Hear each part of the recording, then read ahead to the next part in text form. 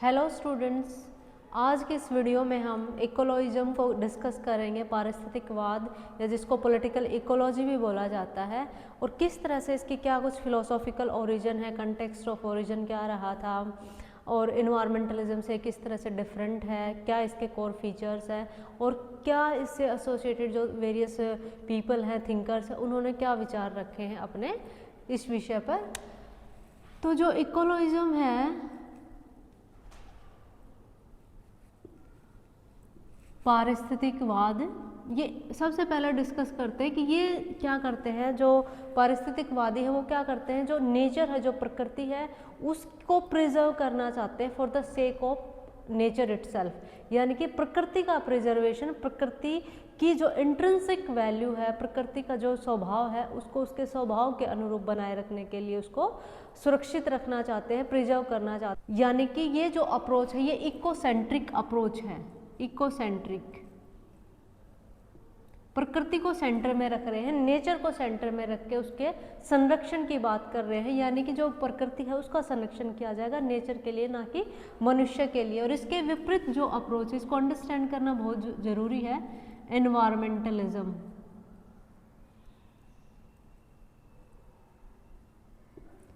इन्वायरमेंटलिज्म ये anthropocentric approach है। Anthropocentric यानी कि ह्यूमन बीइंग को सेंटर में रख रहे हैं, ये being as at the centre.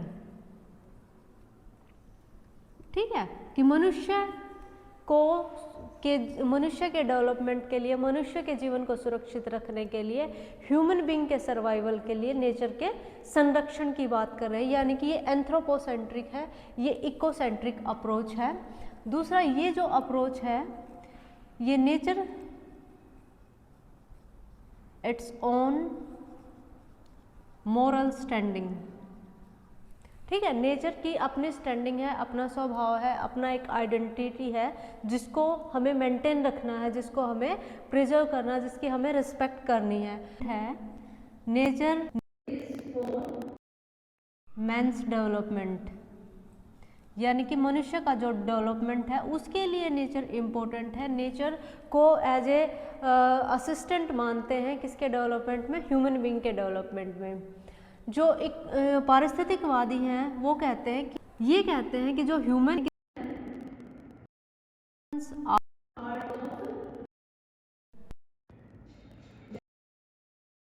प्रकृति का पार्ट है एंड नॉट मास्टर, प्रकृति का मास्टर नहीं है। ठीक है, यानी कि जो नेचर है, मान लो ये नेचर है, ये प्रकृति है, तो जो ह्यूमन बीइंग है they are part of it, वो पार्ट है इसका भाग है, इसके मास्टर नहीं है, नेचर को निर्धारित नहीं कर सकते ह्यूमन बीइंग अगर नेचर को यूज करते हैं तो they should preserve nature, they should work for the preservation of nature so that nature can sustain. Okay, but ये वाले जो है इन्वायरमेंटलिस्ट है, ये कहते हैं कि जो नेचर है वो इम्पोर्टेंट है मैन के डेवलपमेंट के लिए, और जो मैन है उसकी रिस्पॉन्सिबिलिटी बनती है कि वो नेचर को रिस्पॉन्सिबली, जिम्मेदारी के साथ नेचर, यानी कि और एक्सप्लॉयटेशन ना करे। तो जो पारिस्थितिकवादी हैं वो क्या करते हैं, वो लिमिट्स टू ग्रोथ की बात करते हैं। लिमिट्स टू ग्रोथ यानी कि जो विकास दर हम लेके चल रहे हैं उसको लिमिट करने की आवश्यकता है, ताकि जो नेचर है उसका जो बैलेंस है वो डिस्टर्ब ना हो। या फिर ये डी ग्रोथ की भी बात करते हैं, डी ग्रोथ या स्टडी स्टेट ग्रोथ की बात करते हैं। जो इन्वायरमेंटलिस्ट है वो क्या करते हैं, वो सस्टेनेबल डेवलपमेंट की बात करते हैं, यानी कि जो मैन है उसको रिस्पॉन्सिबली मैनेज करना चाहिए नेचर को। सस्टेनेबल डेवलपमेंट यानी कि use of science and technology का इस्तेमाल करके मनुष्य को जो संसाधन है उसका वाइजफुली यूज करना चाहिए। जो पारिस्थितिकवादी हैं वो कैपिटलिज्म के, इंडस्ट्रियलाइजेशन के क्रिटिक है, बट ये विद इन कैपिटलिस्टिक सिस्टम के अंतर्गत ये इन्वायरमेंट को प्रिजर्व करना चाहते हैं। यानी कि जो इकोलॉजिज्म है, जो पारिस्थितिकवाद है, वो इन्वायरमेंटलिज्म से भी कहीं ज़्यादा कंक्रीट वे में इन्वायरमेंट को सेफ रखना चाहते हैं, इन्वायरमेंट का प्रिजर्वेशन करना चाहते हैं for the sake of environment itself. अब बात करते हैं कि कंटेक्स्ट क्या है पारिस्थितिकवाद के ओरिजिन का। तो जो इन्वायरमेंट के प्रति जो कंसर्न है ह्यूमन बीइंग की, वो बेसिकली अरोज होती है after the end of second world war. जो सेकेंड वर्ल्ड वार का जब एंड हो रहा है, सेकेंड वर्ल्ड वार कंटेक्स्ट में देखते हैं हम इसको। सेकेंड वर्ल्ड वार के एंड होने के बाद क्या हो रहा है, रैपिड इंडस्ट्रियलाइजेशन या unmindful industrialisation, not only in western countries but in other nations also, even in Asia, Africa, we have seen industrialization under the aegis of western countries। तो रैपिड इंडस्ट्रियलाइजेशन से, अनमाइंडफुल इंडस्ट्रियलाइजेशन से क्या हुआ, industries का expansion हुआ, expansion हो गया। Industries के एक्सपेंशन से पॉल्यूशन हुआ, पॉल्यूशन, जो पॉल्यूशन है that is not only air pollution, we have face the crisis of land pollution, water pollution की प्रॉब्लम है, ग्राउंड वाटर डिटोरिएट हो गया है। इवन अगर आप इंडिया में भी देखोगे तो इंडिया में भी जहाँ जहाँ पे मेजर इंडस्ट्रीज है, ग्राउंड वाटर पॉल्यूशन का जीता जागता उदाहरण हमारे पास है। जो ग्रीन रेवोल्यूशन की जो बेल्ट है, ग्रीन रेवोल्यूशन की जो बेल्ट है इंडिया में कहाँ पर है, बेसिकली अगर हम इसको इंडिया माने तो ये जो है हमारा पोर्शन, ये एक छोटा सा स्केच मैप है, ये वाला जो पोर्शन है, ये वाला Punjab, Haryana and western UP, ये वाला जो पोर्शन है, यहाँ पे जो ग्राउंड वाटर है, जो भूमि का जो जल स्तर है वो काफ़ी डिटोरिएट हो गया है। हरियाणा में अगर आप देखें तो हरियाणा में यहाँ पे सेलेनाइजेशन की प्रॉब्लम है, ठीक है। तो ग्रीन रेवोल्यूशन के कारण, ग्रीन रेवोल्यूशन परिणाम था किसका, इंडस्ट्रियलाइजेशन के कारण जो इनोवेशन हुआ था फर्टिलाइजर का, उर्वरकों का जो इनोवेशन हुआ, जिसका एक्सेसिवली यूज किया गया, अनमाइंडफुल तरीके से यूज किया ग्रीन रेवोल्यूशन में, जिसके कारण यहाँ पे जो लैंड पॉल्यूशन हो गया है, यहाँ पे वाटर पॉल्यूशन की प्रॉब्लम हमें फेस करने को पड़ रही है। वर्ल्ड वार के बाद जो न्यूक्लियर वेपन है, न्यूक्लियर वेपन्स, उनका भी इनोवेशन हुआ। हम देख सकते हैं कि जो अमेरिका है उसने सेकेंड वर्ल्ड वार के टाइम पे ही जापान में इसका प्रयोग भी किया था, और वहाँ पे आज भी इतने सालों के बाद वहाँ पे उस पर्टिकुलर एरिया में जो हिरोशिमा और नागासाकी का जो एरिया, वहाँ पे आज भी जो ग्रासेस हैं वो भी नहीं उग पाती। तो इतना डिस्ट्रक्टिव इम्पैक्ट हुआ है। तो जो नेशंस हैं वर्ल्ड ओवर, वो चाहे इंडिया है, चाहे पाकिस्तान है, चाहे चाइना है या यूएस है, सभी के सभी नेशन न्यूक्लियर एक्सप्लोजन करते रहते हैं, परमाणु परीक्षण करते रहते हैं। तो इस वजह से भी जो पॉल्यूशन है उसका लेवल काफ़ी बढ़ गया है। फिर ह्यूमन राइट इश्यूज़, और not only in nuclear weapons, other जो वेपन्स है जैसे मिसाइल टेस्टिंग होती है, हथियारों का परीक्षण होता है, मिलिट्री एक्सरसाइजेज होती है, इंडिया भी बहुत सारे कंट्रीज़ के साथ करता है, नेवी की एक्सरसाइजेज होती है, एयर फोर्सेस की एक्सरसाइज होती है, तो उन सभी से इन्वायरमेंटल पॉल्यूशन होता है, ठीक है। तो ह्यूमन, अगर देखें human right issues, human right issues basically 1960s 70s का जो डिकेड था, उस टाइम पे ह्यूमन राइट इश्यूज़ को लेके, जेंडर इश्यूज़ को लेके फेमिनिस्ट मूवमेंट अरोज हुए। अमेरिका में ब्लैक्स मूवमेंट था, तो और ये जो थर्ड वर्ल्ड कंट्रीज़ है, यहाँ पर भी जो इंडिजिनस पॉपुलेशन है वो भी अपने राइट्स के लिए मूवमेंट करती रहती है। तो कहीं ना कहीं जो इंडिजिनस कम्युनिटीज़ थी, फॉर एग्जांपल जैसे इंडिया में 2008-9 में एक प्रोजेक्ट आया था, नियामगिरी हिल्स है उड़ीसा में,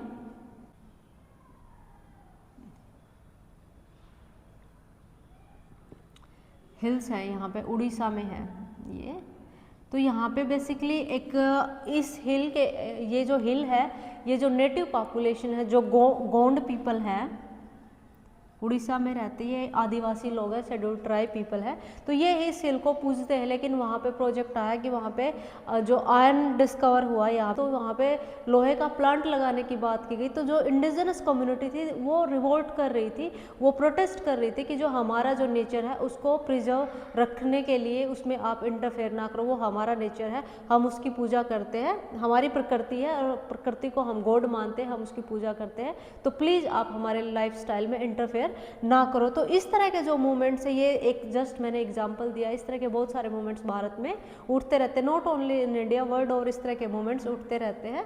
तो इस वजह से भी जो एनवायरनमेंट के प्रति कंसर्न बढ़ी है लोगों के दिमाग में, और जो हमारे पॉलिटिकल जो एस्टेब्लिशमेंट है वो क्लू लेती है कि we have to work for the preservation of environment. फिर कुछ एनवायरमेंटल डिजास्टर भी हुए हैं, एनवायरमेंटल डिजास्टर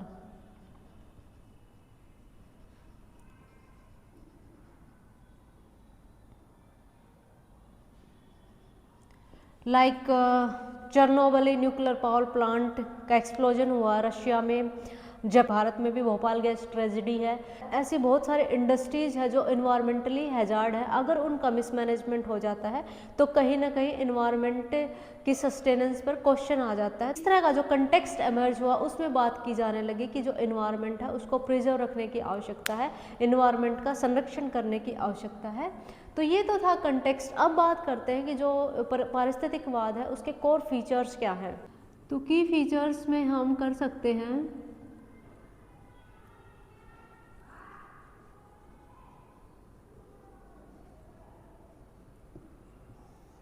तो सबसे पहले ये इकोसेंट्रिक अप्रोच है।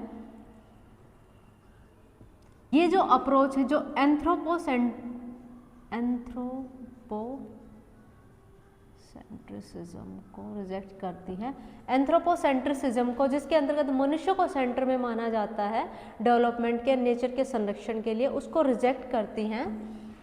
और जो नेचर है उसको सेंटर में रखती है। कहते हैं कि जो नेचर है वो अपने आप में उसकी मोरल स्टैंडिंग है, उसकी रिस्पेक्ट करनी चाहिए हमें।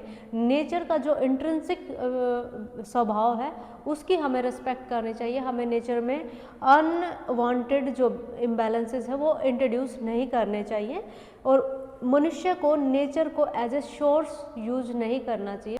ये क्रिटिक है ऑफ इंडस्ट्रियलाइजेशन एंड कैपिटलिज्म। तभी तो ये बात करते हैं ना, डी ग्रोथ की बात करते हैं। ये कहते हैं कि जो इंडस्ट्रियलाइजेशन है उसके कारण क्या हुआ है, over consumption and over production. क्योंकि इंडस्ट्रियलाइजेशन के कारण, मशीनों के प्रयोग के कारण जो प्रोडक्शन है वो बहुत ज़्यादा हो गया। प्रोडक्शन को परचेज करने के लिए उस फॉल्स नीड क्रिएट की गई, तो उससे कंजप्शन बढ़ गया, तो फिर इंडस्ट्रीज़ को स्टार्ट करने की बात की गई, जिससे कि एक विशियस साइकिल स्टार्ट हो गया नेचर के डिस्ट्रक्शन का, नेचर के एक्सप्लॉयटेशन का। तो उसको एंड करने की आवश्यकता, जो रिसोर्सेज जो डिप्लीट हो रहे हैं इंडस्ट्रियलाइजेशन के कारण, उसको रिवर्स करने की आवश्यकता है। ये इवन डी ग्रोथ की बात करते हैं, ठीक है, या इवन स्टडी ग्रोथ की बात करते हैं कि जो ग्रोथ है उसी की पेस रहनी चाहिए, उससे आगे ग्रोथ को नहीं बढ़ाना चाहिए। बात करते हैं लिमिट्स टू ग्रोथ, कि जो रिसोर्सेज है, नेचर के पास जो रिसोर्सेज है वो फाइनेट है, इनफाइनेट नहीं है, ठीक है, अनंत काल तक नहीं यूज किए जा सकते, उनकी अपनी एक सीमा है। इसलिए आपको उन रिसोर्सेज को सस्टेनेबली यूज करना है, इस तरह से यूज करना है कि आप अपनी भी आवश्यकताएं पूरी कर सके और जो फ्यूचर जनरेशन है वो भी अपनी आवश्यकताएं उससे पूरी कर सके। यानी कि फ्यूचर जनरेशन का फ्यूचर भी ब्लैक नहीं होना चाहिए, उनके लिए भी रिसोर्सेज बचने चाहिए, ठीक है। तभी ये बात करते हैं कि जो रिन्यूएबल एनर्जी है,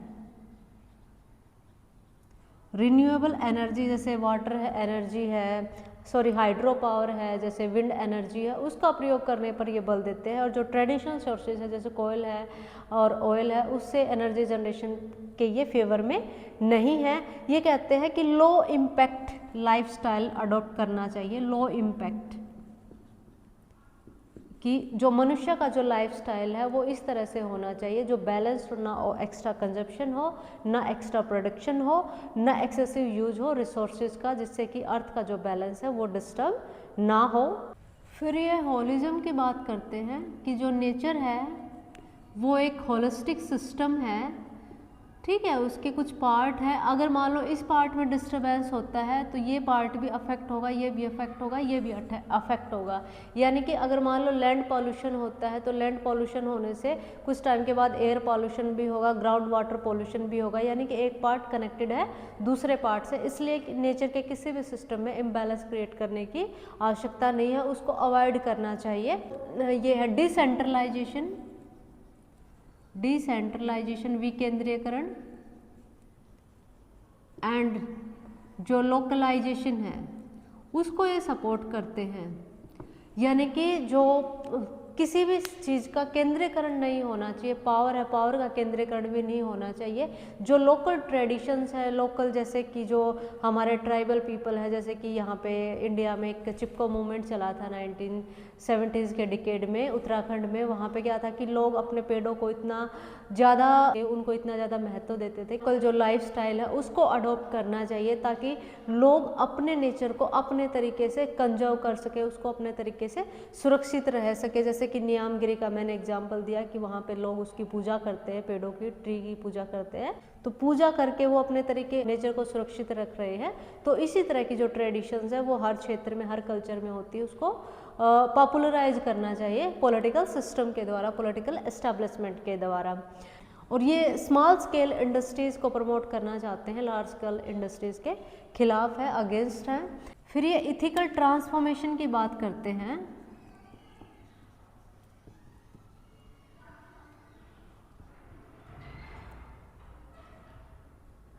कि ओवरऑल जो ह्यूमन बीइंग है उनको अपना जो लिविंग स्टैंडर्ड है, लिविंग जो स्टाइल है, उसको चेंज करने की आवश्यकता है।